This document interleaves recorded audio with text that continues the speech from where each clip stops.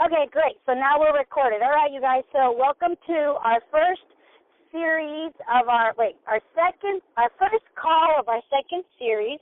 And I want to do something a little bit different on this call for the first 5-10 minutes. And you guys can really control the noise. I'm going to open it up for a couple of questions and answers about whatever concerns you guys may have around the subject of leadership or developing or groups and things like that. And then I'll go ahead after the 5-10 minutes. We'll go ahead and cover the topic of the day. So taking advantage of the fact that you guys are so good with your noise, do you guys have any questions or comments?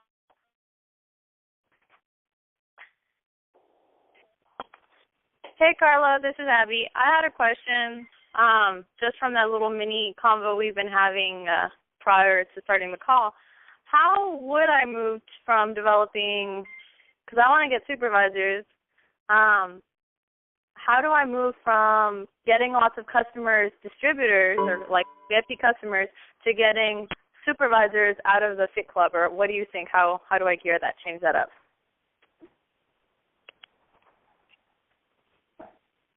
Can you hear me? Is anyone there? Yeah, I'm here. I think she must have dropped her call. Huh? Are you there, Karla? This is Karen. I heard you, Abby, but Karla seems to be.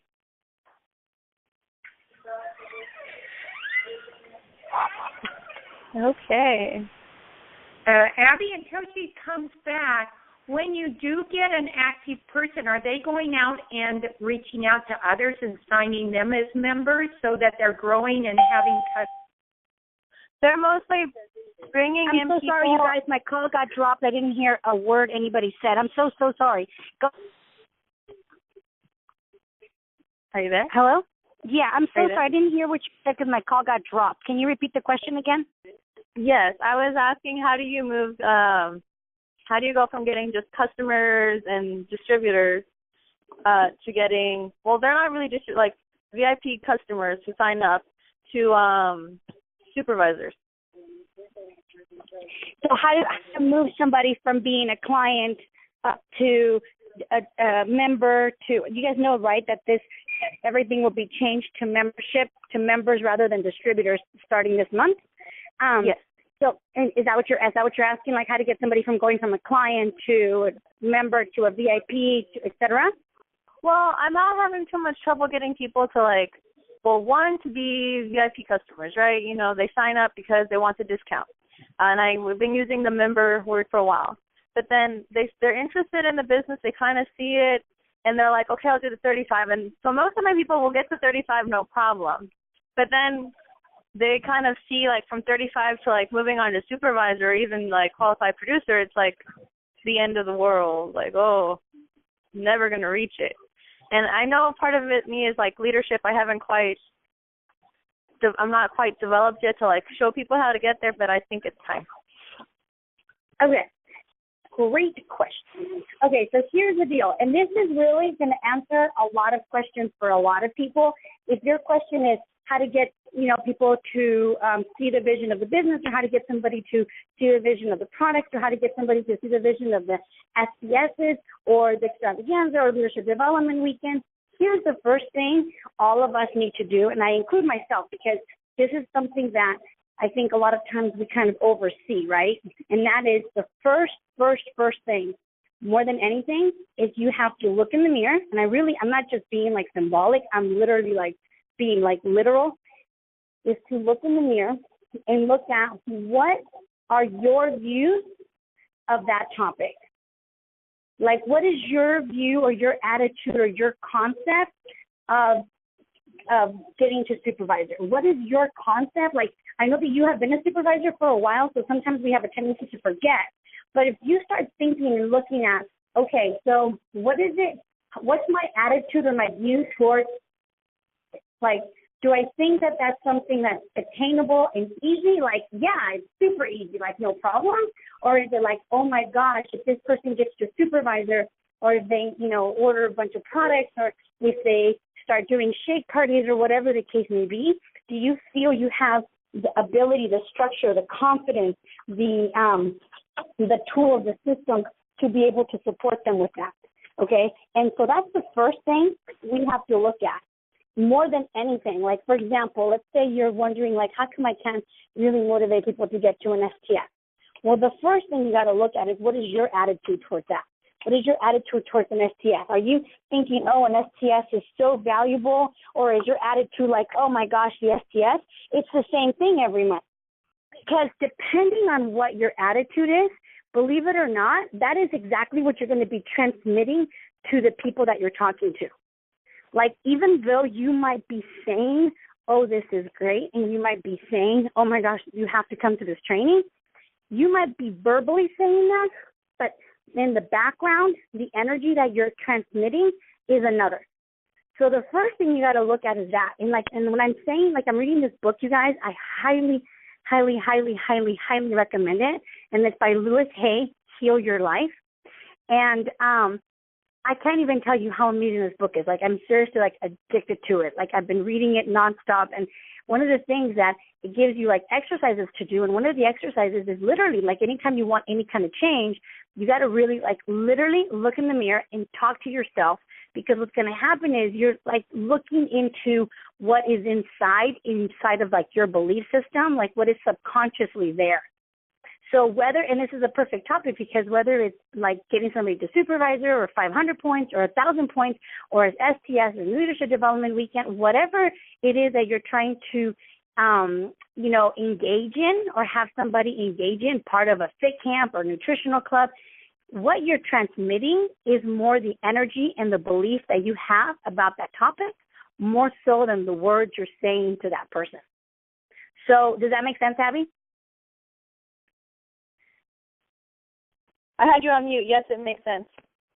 Okay, so I'm going to really give you an exercise, and I'm going to give you some homework specifically for you, but anybody who wants to take this on, highly recommend that you do that. And you literally look in the mirror, like literally look in the mirror, look in your eyes, and start like talking to yourself. Like start talking. I know it sounds crazy, right? But start inviting Abby to supervisor.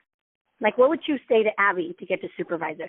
And you're going to start noticing, because you're speaking, but you're not watching yourself, right? But when you look in the mirror, you're going to start noticing what you say, how you say it, the facial expressions, the belief that you have behind it. That's one thing. And then the other thing is, you got to also look at, are you transmitting to that person the benefit that they're going to get from getting to supervisor, or is it just because, like, it's a benefit for us, right? Because it's a mutual benefit. Of course, we benefit as distributors, but they benefit also as distributors, getting to the 50% and being able to have access to all of those other things. So start practicing with yourself in the mirror and see what you see and see what you feel as you're talking to Abby in the mirror. It sounds crazy, but it totally works. So talk to myself, Abby, like, I'm not a client, I'm not a supervisor yet. What I would tell myself, that's why talk to Abby. Like, talk to Abby as if Abby is your distributor, and Abby's going to be you're telling Abby how to get to supervisor. Okay, that makes sense. Take that on, okay? Okay. All right, does anybody else have a question, or should we get started on the topic? Okay. Anybody else? All right, cool. So let me go ahead and close the line.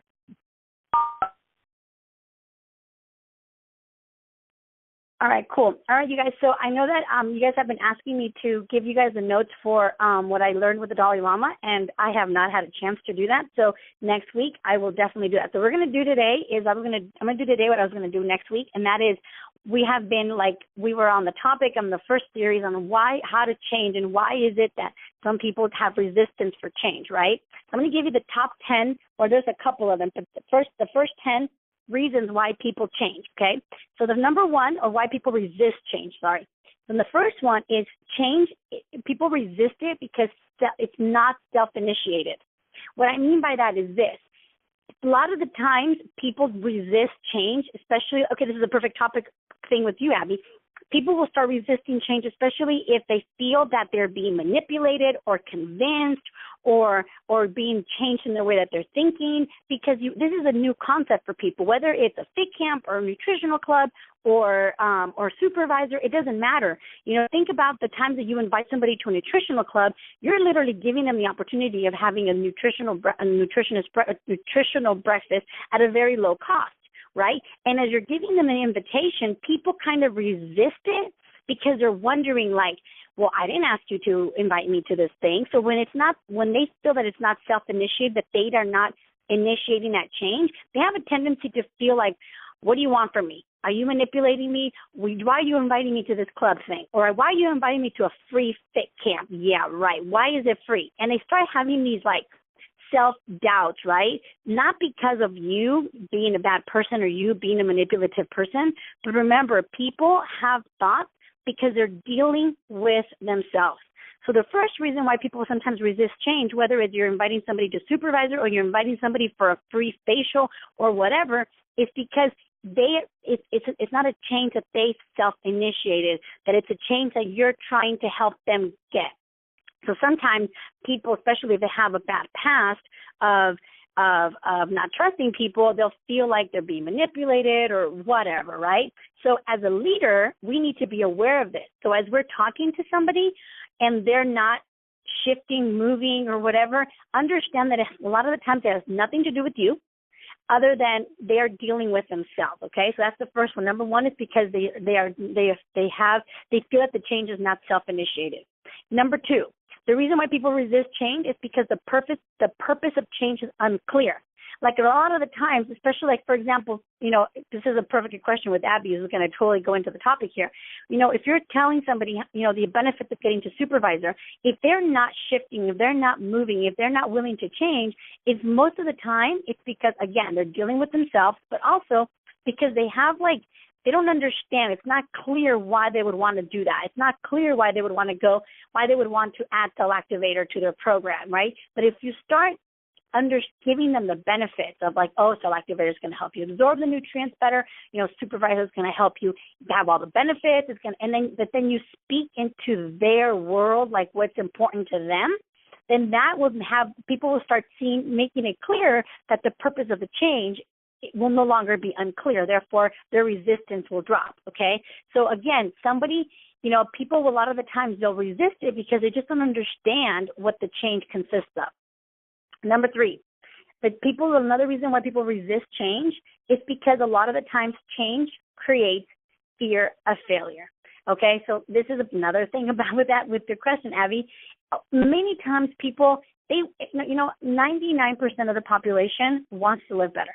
They really do, right? They want to have more money, more success, more time, more freedom, more abundance, better health, more energy. They want all of those things.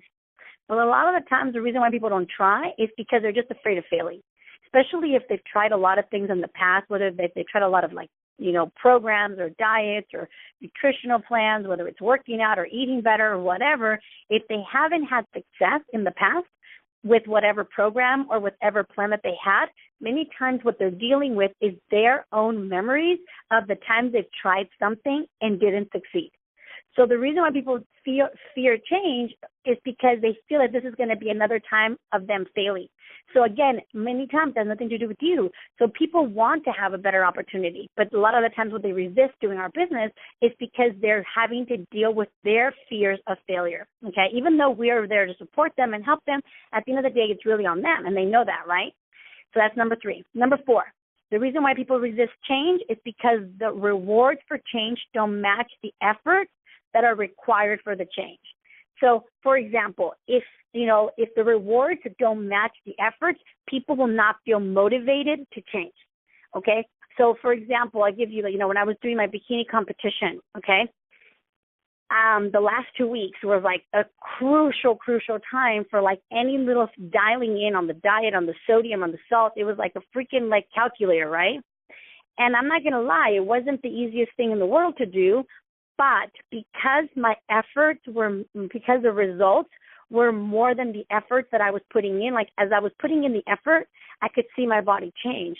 Therefore, it kept me motivated. It kept me going. But if I was let's say if I was doing an effort and and the rewards were not matching those efforts, I was going to, pretty much throw the towel in, which is what a lot of people do. But one of the things, and next week I'm going to start taking things out of this book, Heal Your Life. It's probably one of the best books I've ever read. And one of the things that it talks about is how we have to, be patient. Like, for example, when you plant, some tomatoes in the ground, it's a little seed and you put it in, And the moment a little like green comes out of the soil, we don't stomp on it, right? We don't like, oh, dang it, you didn't bring out tomatoes. But as a little green starts coming out, you're like, oh my God, it's working, right?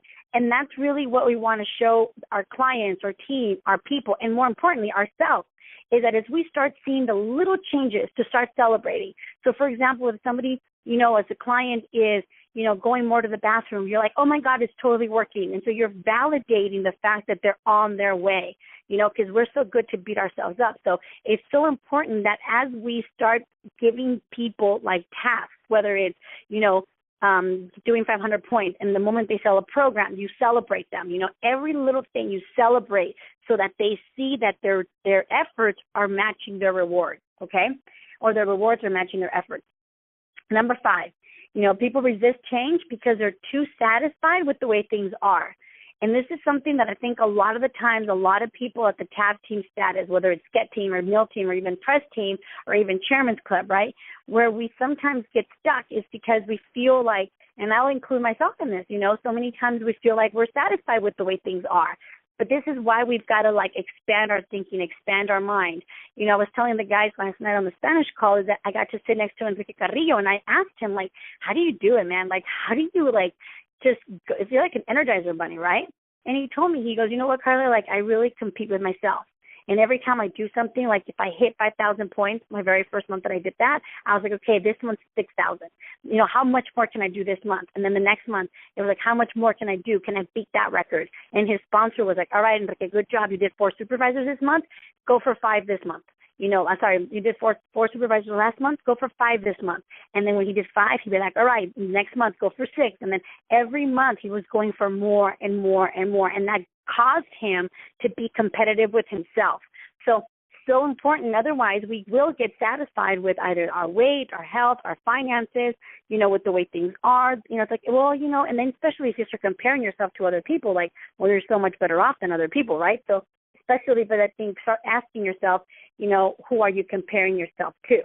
And, when we're satisfied with the way things are and we're not willing to adapt, we're going to lose out on a lot of things that could possibly be coming our way. So, I was telling them last night on the example of the Swiss watch. They were the leaders of watches. And then somebody said, let's start doing digital. It's going to be the way to go. And Swiss company was like, no. This has been working. Let's not change it. This is fine. But then what happened was they were not willing to change with time. And when the digital, when all the Japanese companies started doing the digital watches, Swiss almost went out of business. They had to quickly adapt to the times. But here's the thing, as leaders, we have to make sure that we're aware of what's happening. What are the new trends? What are the things that are occurring? Like, for example, I don't do Club 100, but I know what it is. I know how it works. So if anybody wants to do it, I'm able to support them. But I'm not discounting a fit camp, a Club 100, or facial parties. I don't discount anything because at the end of the day, I know that it all works. It just works for different people, different things, right? You have to find yourself what works best for you. Number 6, okay, and that is people resist change if the followers lack respect for the leaders. And this is something really important to take a look at. So many times, one of the calls that I did with you guys on the 5 levels of leadership, we can't overlook the fact that at the end of the day, if you want people to follow you, they have to like you. Are you somebody that's really concerned for their well-being? Are you somebody who wants the best for them? Or are you only out to look out for the best for you? There's a book by Robert Kiyosaki, like the ABCs of Group, and it talks about, the first thing you got to do is you got to look at the mission, then the group, then the individual. So anytime you make a decision, you got to look at, is this decision best for the mission that we have, then for the group, and then for me? Otherwise, a lot of the times what we can get caught up in is, this decision good for me? Oh, by the way, is it good for the group? Oh, or does this fit the mission? So it's when you do things backwards, people can feel that and they'll stop following you. So it's so important. Now, do we have to look out for our interests? Absolutely. But if you want to be a leader and somebody who's leading people needs to be putting the mission, the group, first before themselves. Because if you take care of that, then you automatically will be taken care of. So the followers, they'll resist it if they don't like the leader, if they don't respect the leader. Number 7, okay, and that is people resist change if the leader is feeling cynical or feeling like a personal criticism. So if, a lot of the times I think people feel like, well, there's tough love, right? Or, oh my gosh, I'm going to like push this person's button. And I know this is something I had to work on, because for me, I personally get motivated when somebody challenges me, when I challenge myself. But I have to be so careful not to do that to other people, because not everybody moves or gets triggered the same. A lot of the times, you can tell somebody, well, you're lazy, and you're starting criticizing them. And see, someone did that to me, I'm like, I'm going to show you. But a lot of the times people will be like, oh my God, this person's mean, terrible. And then guess what? They'll stop following you. And even if you do like tough love, if it's not coming from a good place, people will also stop following that leader. I mean, I don't care how somebody pushes my buttons, but if that person pushes my buttons from a place of love, I will most likely still follow them. But if they're pushing my buttons from a place of criticism and they're putting me down, I will stop following them, because I'll lose respect for them, and I'll feel like, wait, who are you to tell me who I am and how I am and all that stuff, So it's so important that when you're, people will not move or not change if they feel like they're being criticized. Okay? Number 8, people will resist change because change can mean personal loss. And this is something that I think a lot of people have to deal with a lot, and that is the fact that when they feel like, because whenever you're changing, you are technically in per se like transferring or transforming or changing or losing something for something else. And, some of the times people have this, like people that don't like to get rid of stuff, and they like to hold on to everything, right? They can sometimes resist change because they feel like they're going to lose a part of themselves or a part of something, okay? And they might feel like, that sometimes there's 3 types of people. Somebody that will feel like, oh my gosh, there will be a loss in this. And sometimes they'll feel like kind of like a little neutral about it, or who will benefit from it. So they're kind of like measuring like the losses, like, am I going to lose? Am I going to benefit from this? So they're like measuring like the, like if this for that, right? So one of the things you want to take a look at is if somebody, as you're leading somebody and they're resisting change, a lot of the times it might be because they have this anxiety that they're going to lose something. And I know it sounds silly, right? Because sometimes the thing that you're losing is a good thing. But if that's all you know and you're comfortable with it, it's like, well, there's a saying in Spanish, right? Mejor mal acompañado, or whatever that saying is, like wanting to keep things the same. So that's number 8. Number 9, okay, and I have 1 more minute, so you guys. And number 9, and that is people will resist change because change requires additional commitment. And now that is a tough one, right? Because some of the times what we don't want to do is we don't want to commit to something. We don't want to commit to a schedule. We don't want to commit to whatever, okay? But at the end of the day, if we want things to change, we have to be willing to make those commitments necessary to be able to have what we want, all right? And lastly, number 10 is that people resist change because they have a narrow mindset, or people like resist the new ideas, right? They feel like, oh my gosh, like they say, like they are hard-headed, like they don't want to accept something new because what they already know has been working for so long. Why would I want to try something different? So, a lot of the times this is something that, I hate to say this, right, but the older you get, the more you can struggle with this, because you feel like you've been working a certain way for a certain amount of time, whether it's, if you're 30, 50 years old, if you're 50 years old and you've been doing something the same way for 50 years, it's kind of like, okay, well, this has been working, so why should I change? And sometimes they don't even, again, they feel like they're going to lose something within themselves if they change. So that's number 10, and that is, feeling reluctant to accept new ideas. And, that's like I was telling them last night, like the story of somebody thinking, oh, the earth is still flat, even though everybody thinks, everybody knows the earth is round. But some people think, no, the earth is flat because that's what I was taught and that's the way it's going to go, even though everything else tells you something else. There's a saying that says, if one person tells you that, that what you're on is not a horse, it's a camel, pay attention. If 2 people tell you that what you're on is a camel and not a horse, really pay attention, because you're on the animal. You don't even know what you're riding. So sometimes, we don't pay attention to what people tell us because we're so hard-headed about certain ideas. So that's number 10. You guys, so those are the top 10 reasons why people resist change. So it is exactly 10 9:33. I know we started a little bit late today because of my parking structure situation, but I'm going to go ahead and end the call and the recording, and then I'll open up the lines in case you guys have any questions. So hold on.